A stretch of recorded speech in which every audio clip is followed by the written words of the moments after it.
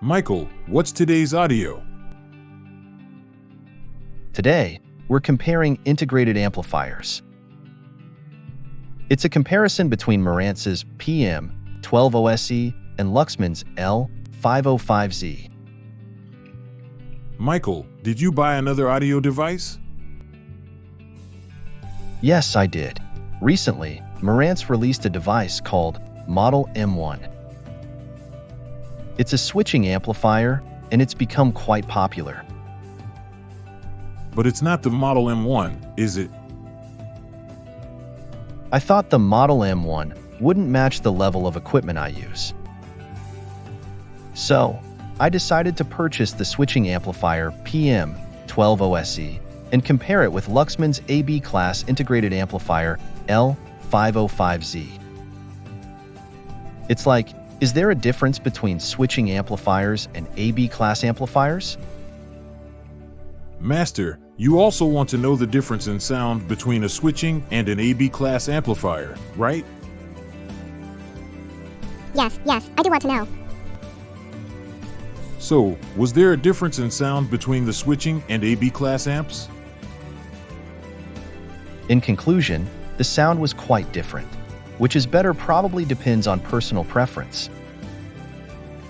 How much do the two cost? Both have a retail price of 385,000 yen. The exact same price? They're real rivals. Well, in practice, the prices are quite different.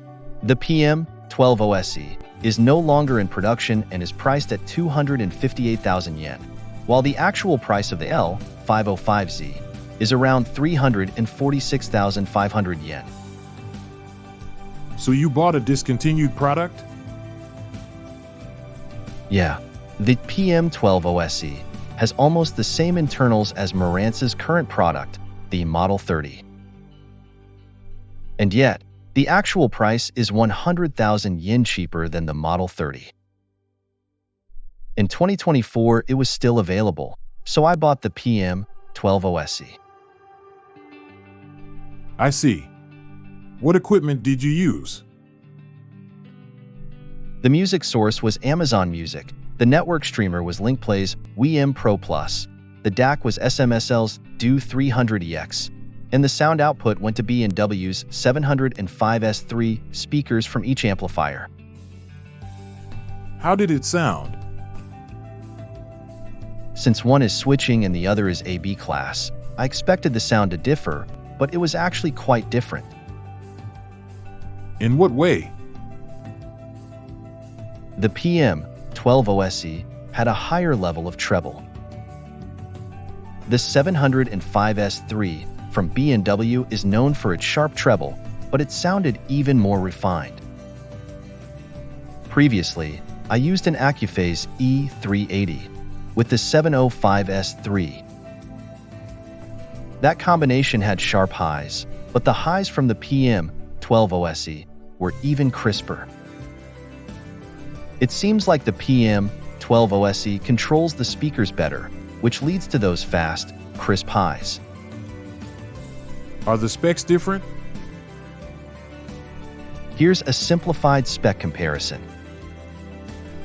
Both have the same rated output of 100 W at 8 ohms, but at 4 ohms, the PM-12 OSE outputs 200 W, while the L-505Z outputs 150 W.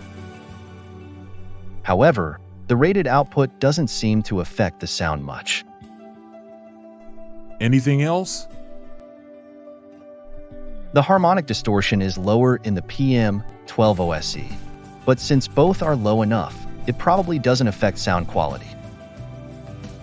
The signal-to-noise ratio, SNR, is also 3 dB higher in the PM-12 OSE, although, since the SNR in the L-505Z is already high, it's doubtful if you'd notice the difference.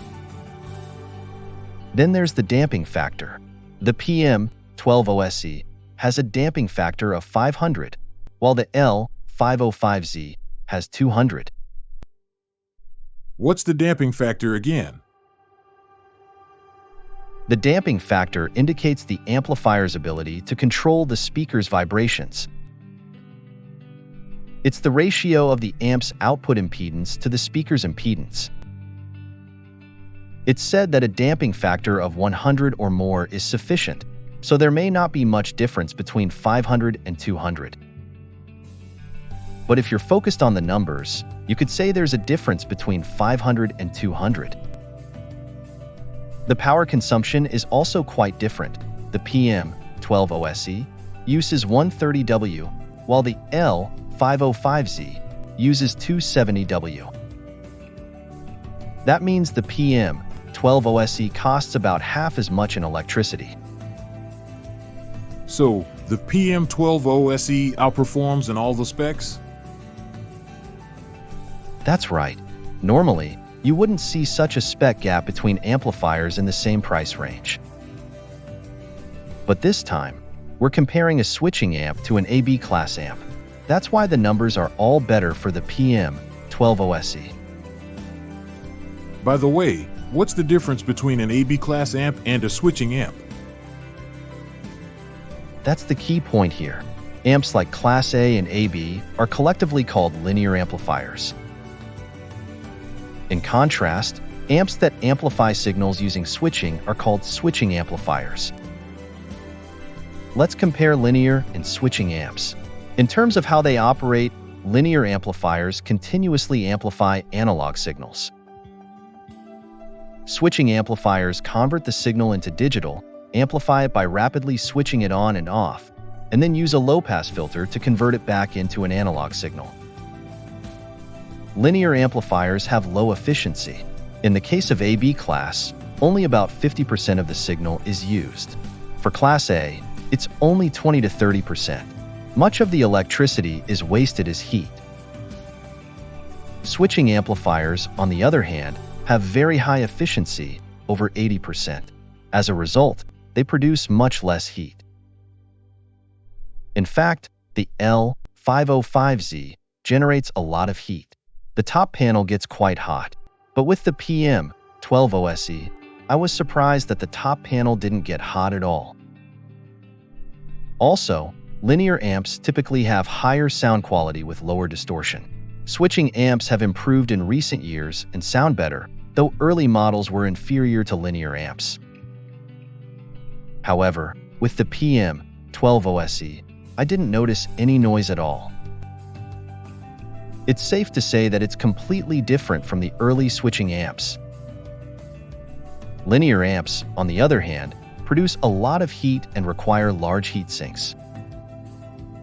Since switching amps generate less heat, they only need small heat sinks. Linear amplifiers are large and heavy.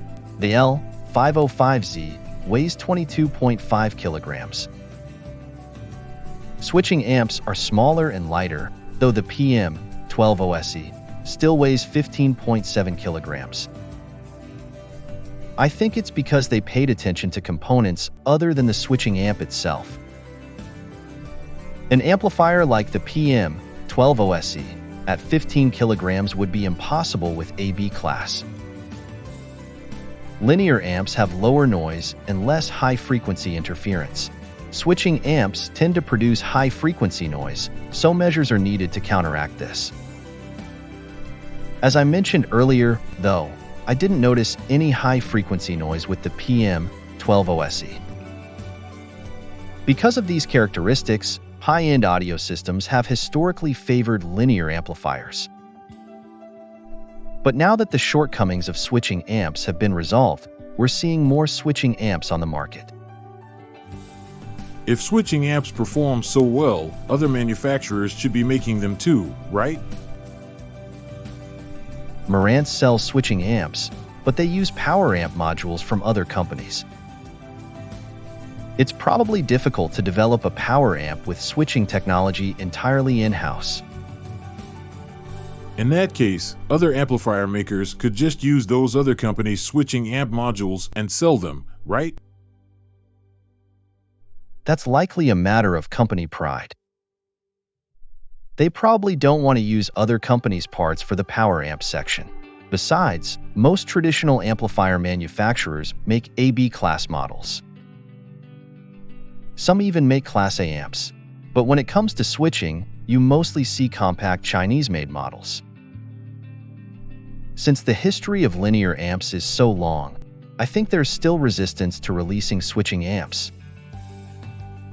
I felt the same way. There's a kind of reluctance to use switching amps. Now that I've actually bought a switching amp, I get it, but without the experience, people probably don't see the benefits of switching amps. In that sense, Marantz is a flexible company, since they sell both AB class and switching amps. Which do you prefer, Michael, AB class or switching amps?